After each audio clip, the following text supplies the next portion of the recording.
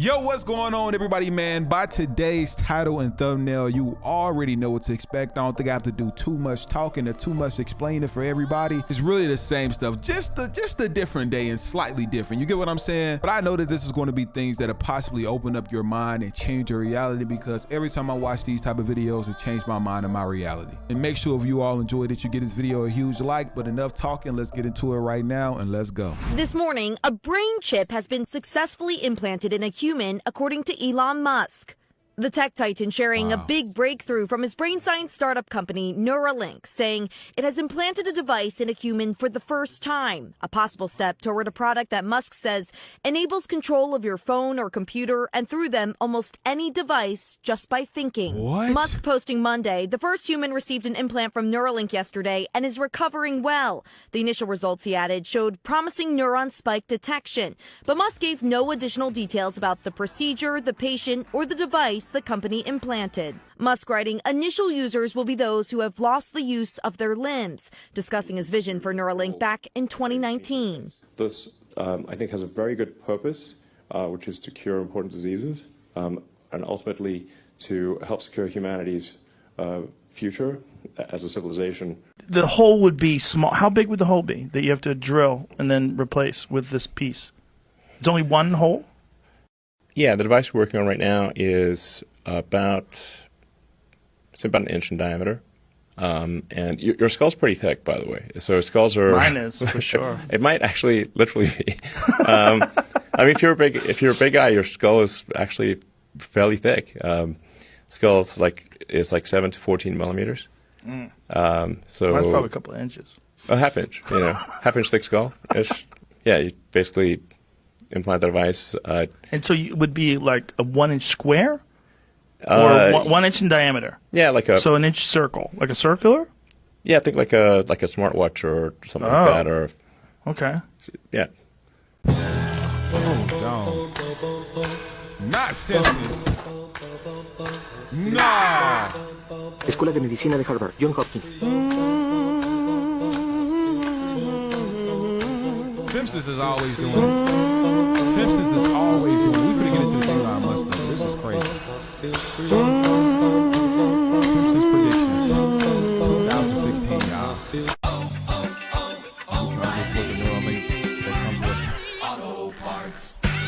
Yo, that was a good one. That was a good one. They said, well, you can't afford the Neuralink, so you got to get the Neuralink that come with ads.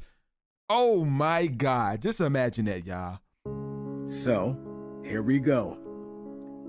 You see it. Petrified Giants. Look at it right here. That look like a sad face.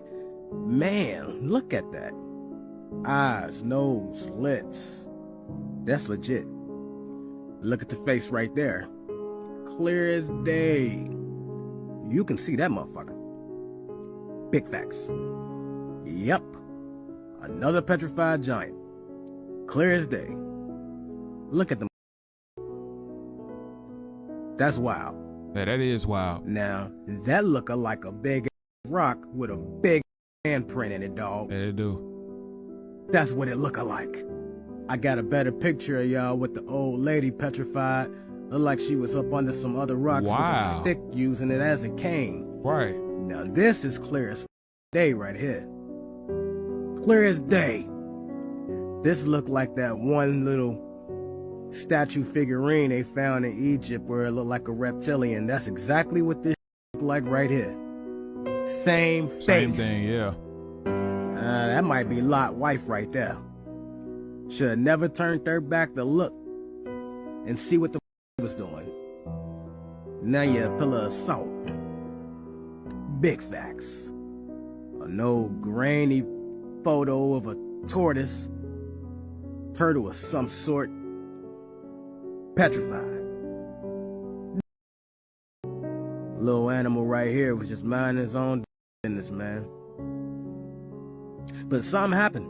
God had work to do, and he did it. Petrified.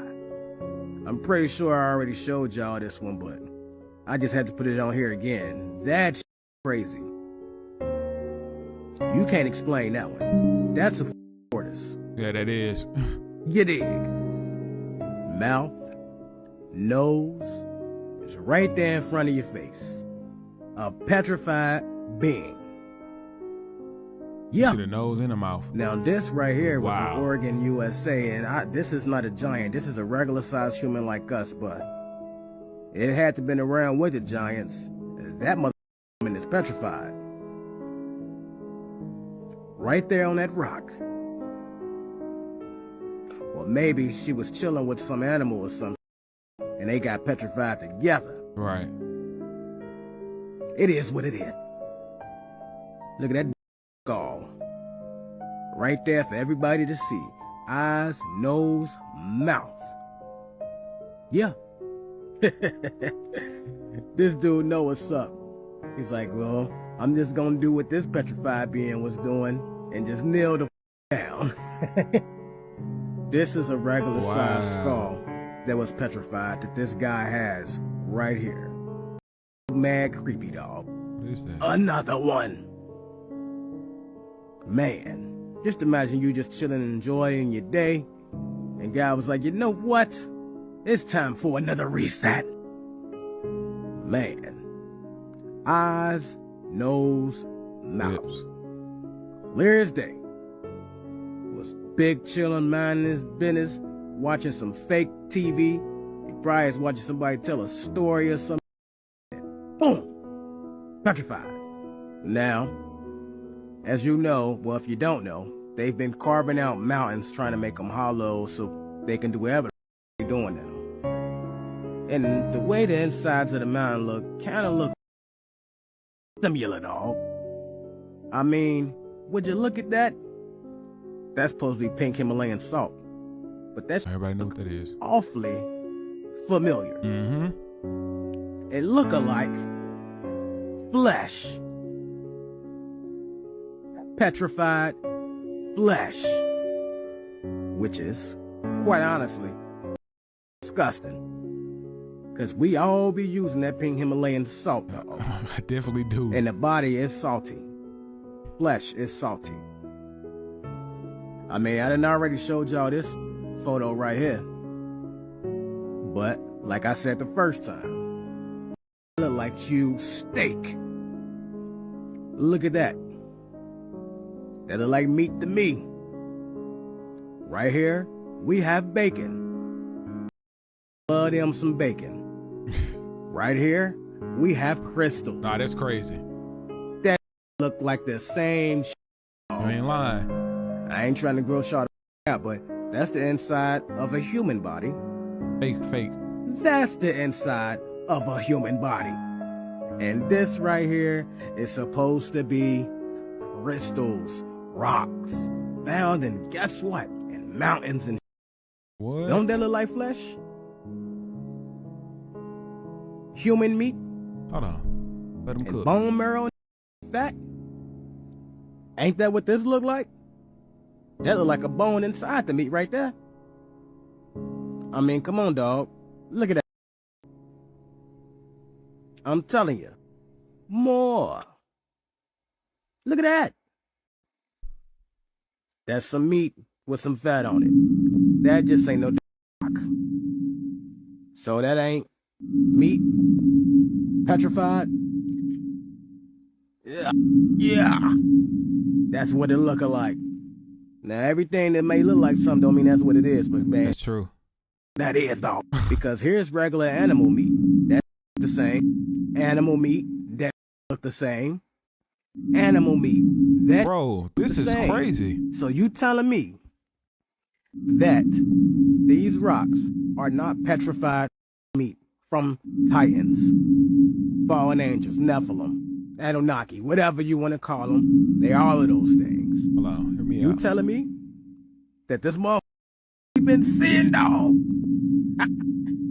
Ain't that? Because I think it is. But you can believe what you want, though.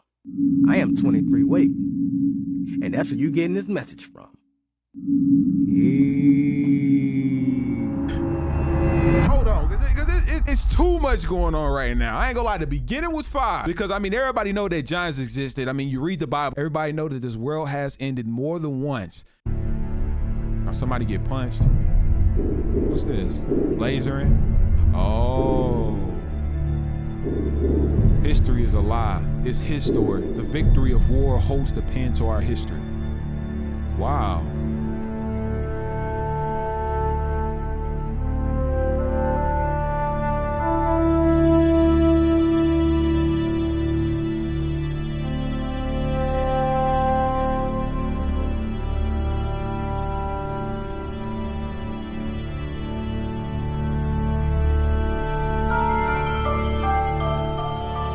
Wow.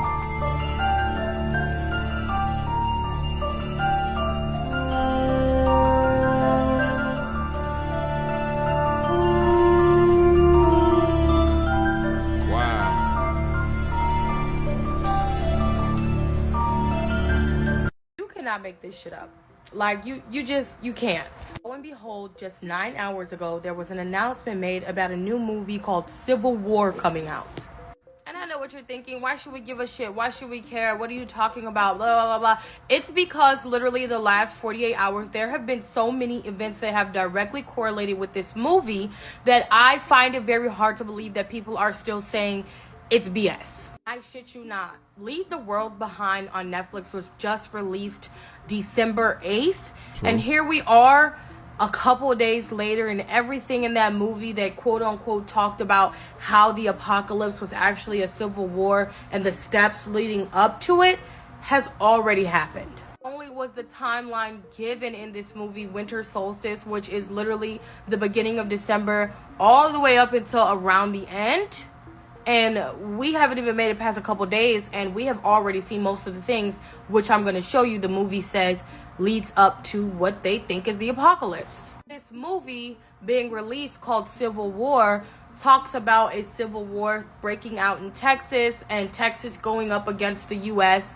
with guns and basically turning into a massive civil war. But what really boggles my brain is the opening scene in the movie Civil War that comes out in 2024 is also the closing scene for freaking Leave the World Behind. Wow. Leave the World Behind, the city that all this was centered around was Manhattan, New York. Yeah, that's exactly where this film starts, the Civil War film. Not only that, let's get into the actual events that directly correlate with what's been going on. First off, if y'all want to go see the trailer for the Civil War movie that's coming out next year in 2024, I suggest everyone go watch it, because it's crazy how now apocalyptic scenarios are getting really, really real. It used to be zombies. It's not zombies anymore, Nope. guys. It's literally real world events. But you can go watch it because I can't post it on here. I don't want to get in trouble for copyright infringement. But yes, so let's get into it. I don't doubt it. And if you don't believe me, here's the latest news article. This one came out December 1st. But the one that I'm talking about, where they're saying they are actually getting one step closer to voting next year on Texas leaving the U.S., that was on the radio this morning. And in the movie Leave the World Behind, do you guys remember when no one knew what was going on because they had no communication with their satellites, they couldn't do any internet, and they couldn't communicate with each other because their phones weren't working, and then all of a sudden they got these CBS News articles in this movie, and they disappeared? Yeah, look what just happened 2 days ago, i.e. the Washington Post. I can't say it because I don't want to get my account banned. I'm already in a little bit of trouble for other creators stealing my information and posting it, but yeah. Read that and tell me that did not happen in Leave the World Behind, the movie. Also have to somewhat block this news article because, again, I don't want to get banned. But yeah, you remember those red leaflets in the movie Leave the World Behind that were dropped and only the son knew what they were because he played games and everybody was like, well, why would this be here? They don't even belong here. That's a whole nother country. Yeah, that already happened the day before the movie was dropped, as well as recently. I just couldn't find anything on the ones that were dropped recently that caused a lot of confusion to the people in you know where. Yeah, so coincidence? I think not. Then in the I don't movie, think it's you no also coincidence. have all of those Tesla Model 3s that were on autopilot that drove themselves into each other to literally block any roads in and out of Manhattan to the inner city of New York. Oh, and what just happened 6 hours ago? 2 million Teslas were recalled because of autopilot issues. In other words, the things that will let the cars drive by themselves. 6 hours ago. You cannot make this up. boom, now we have Kirsten Dunst coming out with this movie in 2024 called Civil War that initiates in Texas. Wow. The same thing that the other movie that people are calling predictive programming said would happen. Y'all think this is a coincidence? I don't care what nobody say. No one's fear-mongering. No one cares to even instill fear on anyone. It's honestly just educating. You can educate yourself, and if something scares you, it should give you a thirst for knowledge. Simple enough. I'm not saying anything else about it. I promise this will probably be my last video on this because I don't want to get a lot of hate. But yes, it's suspicious. That's true. Like, I just talked about this on one of my last videos. I'm like, it's crazy how they make, back then the zombies was the craziest thing. Like, that's why I feel like that a lot of this stuff, they just be trying to push propaganda into our heads to put us in fear so we can constantly live how we live. You know what I'm saying? Like, think about what it does to your immune system when you're constantly at fear. I'm finna put y'all on. This what rich people don't want y'all to know. Do the rich people cringe and say, don't tell them that, Rob? Yes. Don't tell people what you know. Right. Keep them poor. So my father was the head of education, PhD, all that stuff. I go home and ask him, said, why don't we learn about money in school? And he looked at me and says, because the government doesn't let us teach that subject. The government tells us what we can teach and what we can't teach. And I thought that was strange. And I said, but aren't we going to school to learn about money? He says, no, your job is to get a job. I said, but you get a job to earn money. He goes, no, you're supposed to just get a job. I went, no. Isn't the purpose of a job to earn money? He goes, you're correct. I said, so why don't I just learn about money? I can skip the job part, you know? And he got flustered and he said, if you want to learn about money, why don't you ask your best friend's father about money? And I said, why? That's Mike. So why ask him? He says, because Mike's father is an entrepreneur. And I said, what are you? He says, I'm an employee. I'm a government employee. And I went, oh, what's the difference? He says, the difference is an entrepreneur must know about money, or they're no longer entrepreneurs. And he says an employee doesn't have to know anything about money because the government will take care of them, the company will take care of them. So I'm all confused. But I took my dad's advice and I trundled over to Mike's father's office and knocked on his door and I said, hey, I'm here, 9 years old. Teach me about money. He says, beat it, kid, you know. But that's where the story of Rich Dad, Poor Dad started. And finally, through persistence, my rich dad started teaching me about money on one condition. And that condition was he would never pay me. He says, the moment I pay you, you think like an employee. He says, that's the trap. Entrepreneurs work for free. And now I'm 9 years old, my head's going cracking in half. He says, you never want a paycheck. You understand that, kid? I said, okay, I got it. And he says, well, how do I make money? He says, that's what entrepreneurs figure out. It's like, there's many formulas for great success in money. There's thousands of them. Did y'all get that? Did y'all take notes? He really just put us on game and gave us the sauce.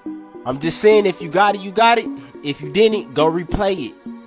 Y'all let me know in the comments, did this rich man just put us on game or not? Like and follow for more wisdom and stay tuned.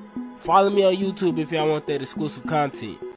Did y'all understand what he was saying down below, chat?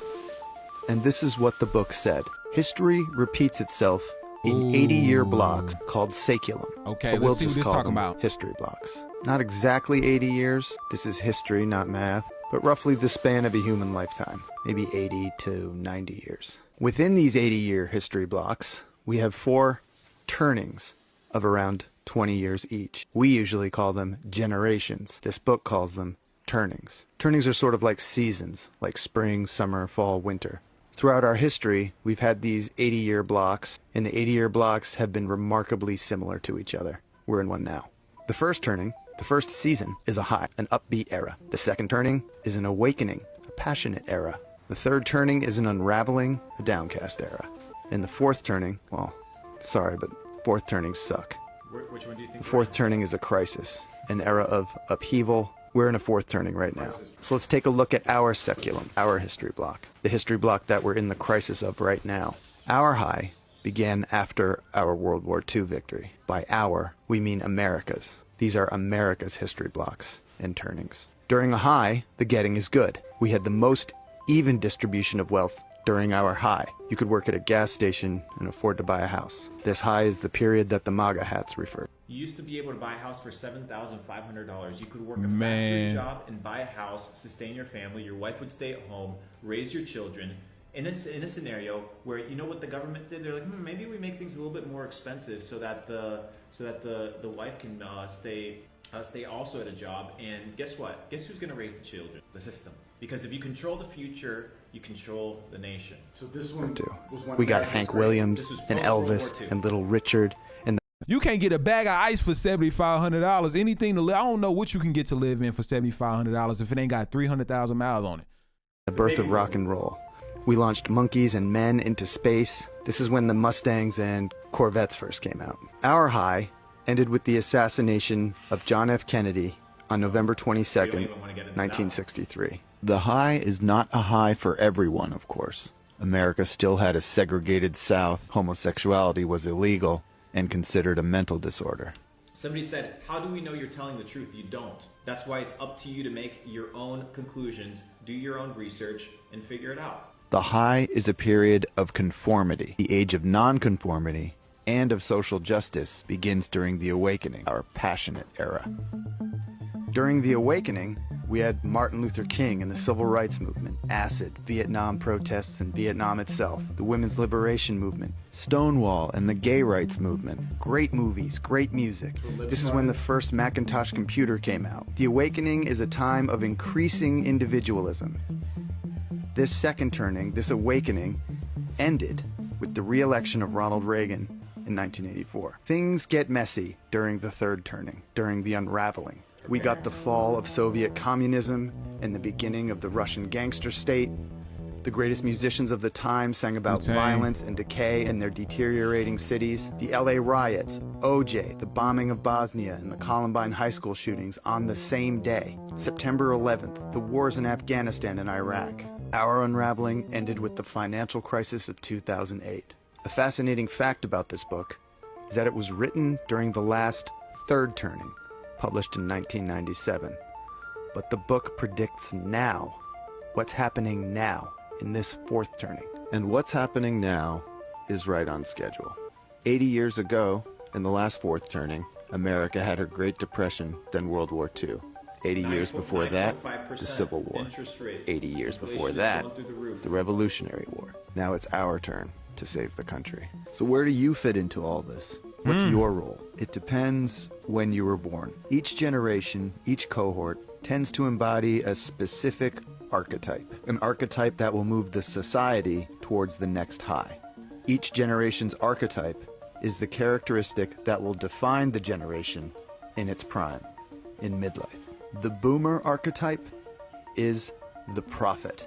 Bill Gates and Steve Jobs are boomers and prophets. Both predicted that one day everyone, not just big corporations and governments, would own a computer. Gates even predicted a crisis like COVID-19 5 years beforehand. Because he runs the shit. The writers of this book are boomers and prophets. Gen X is the nomad generation. The quintessential Gen Xer, Elon Musk, builds things that move us from one place to another.